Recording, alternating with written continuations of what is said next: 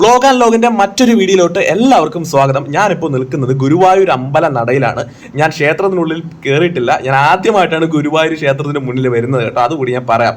അപ്പോൾ എന്തായാലും ഞാൻ ഇവിടെ വന്ന സ്ഥിതിക്ക് ഒന്ന് രാവിലെ വന്നതാണ്. ക്ഷേത്രത്തിൽ കാണണമെന്ന് വെച്ച് അല്ല, ക്ഷേത്രത്തിൽ കയറണമെന്ന് വെച്ച് ഞാൻ വന്നതല്ല. പക്ഷേ എങ്കിലും ഇവിടെയൊക്കെ ഒന്ന് കാണാം, പിന്നീട് ഒരു ദിവസം ക്ഷേത്രത്തിൽ വരാം എന്നുള്ള രീതിയിലായിരുന്നു. അങ്ങനെ എല്ലാവരും പറഞ്ഞിട്ട് ഞാനൊരു ഹോട്ടലിൽ വന്നു, Nandini restaurant. Pure non vegetarian Brahmins ഹോട്ടലാണ് കേട്ടോ. അപ്പോൾ എല്ലാവരും പറഞ്ഞതനുസരിച്ച് നല്ല രുചികരമായിട്ടുള്ള ഫുഡ് കിട്ടുമെന്ന് പറഞ്ഞ് കയറിയതാണ്. അത് വിശ്വസിച്ച് ഞാൻ കയറി. തീർച്ചയായിട്ടും നമ്മളെ സങ്കടപ്പെടുത്തിയില്ല. അടിപൊളി ഫുഡായിരുന്നു. ഫുഡെന്ന് വെച്ച് കഴിഞ്ഞാൽ ഞാൻ ഓർഡർ ചെയ്തൊരു മസാല ദോശ, എൻ്റെ ഫ്രണ്ട് ഓർഡർ ചെയ്തൊരു ഗീ റോസ്റ്റുമാണ്. അതിൻ്റെ കൂടെ ചട്നി, സാമ്പാർ, അതുപോലെ തന്നെ മുളക് ചമ്മന്തി പോലത്തെ ഒരു സാധനമൊക്കെ വന്നു. ഏറ്റവും ഹൈലൈറ്റ് എന്ന് പറഞ്ഞാൽ എടുത്തു പറയാനുള്ളത് അതിലുള്ള ഉഴുന്നുവടയാണ് കേട്ടോ. നല്ല മൊരിഞ്ഞ ഉഴുന്നുവട.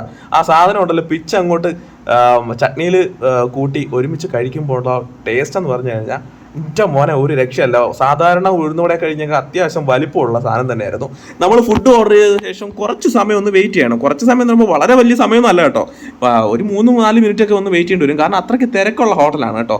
പിന്നെ അവിടെയുള്ള നമ്മുടെ അടുത്ത് ഇടപെടുന്ന ആൾക്കാരെ കാര്യമായാലും നല്ല രീതിയിൽ അവർ കസ്റ്റമർ സർവീസ് ചെയ്യുന്നു എന്ന് തന്നെ പറയാം. അപ്പോൾ അതിൻ്റെ കൂടെ ചായയും കൂടെ ഞാൻ ഓർഡർ ചെയ്തു. രാവിലെ ആയതുകൊണ്ട് തന്നെ ഈ സാധനം കണ്ടപ്പോൾ നല്ല വിശപ്പായിരുന്നു. നല്ലപോലെ കഴിച്ചു. ഞാനിപ്പോൾ ഇതിന് കാണിച്ചിരിക്കുന്നത് ഒരു മസാല ദോശ മാത്രം കഴിച്ചതായിട്ടാണ്. പക്ഷെ അങ്ങനെയല്ല. അതിൻ്റെ കൂടെ ഞാൻ ഇഡ്ഡലി കഴിക്കുകയുണ്ടായി. കാരണം അല്ലാതെ വിശപ്പ് എൻ്റെ തീരുന്നില്ല. നല്ല വിശപ്പായിരുന്നു രാവിലെ.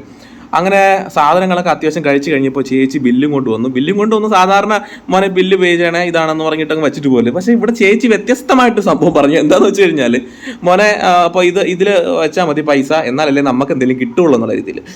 അപ്പോൾ എനിക്ക് പെട്ടെന്ന് ഒരു അത്ഭുതം തോന്നി. കാരണം നമ്മൾ പൈസ ഇങ്ങനെ ചോദിച്ച് എന്തായാലും നമുക്ക് കൊടുക്കണമെന്നുള്ള ഇത് വരും. പക്ഷേ എങ്കിൽ തന്നെയും ചേച്ചി കഷ്ടപ്പെടുന്ന ചേച്ചിക്ക് തന്നെ എല്ലാം അറിയുള്ളൂ. എന്തായാലും നമ്മൾ ചെറിയൊരു ടിപ്പും കൊടുത്തു. നമ്മുടെ അവിടെ നിന്ന് യാത്ര ചെയ്യാം.